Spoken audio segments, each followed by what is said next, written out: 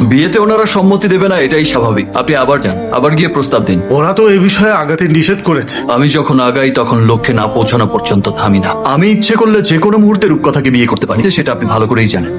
কিন্তু আপনাদেরকে অসম্মান করে কাজটা আমি করতে চাই না। সুতরাং আপনি আবার যান। কি হলো মা, তোমরা এভাবে অসহায় নদী ভাঙা মানুষের মতো মুখ করে বসে আছো কেন? তোর খালু সাহেব এসেছিলেন কাল তোর বিয়ের সম্বন্ধ নিয়ে। এই ছেলের সাথে তোর বিয়ে কিছুতেই হতে পারে না। ওদের ফ্যামিলির সঙ্গে আমাদের ফ্যামিলির স্ট্যাটাস মিলে না। ওই বাড়িতে খুনের ইতিহাস আছে। বিয়ে যদি করতেই হয় তাহলে আমি ওই ছেলেকেই বিয়ে করব। কি বলছিস তুই? তুই এই ছেলেটা সম্পর্কে কিছুই জানিস না। আমি সমস্ত কিছু জেনে শুনেই বলছি, প্রথমকেই আমি বিয়ে করব।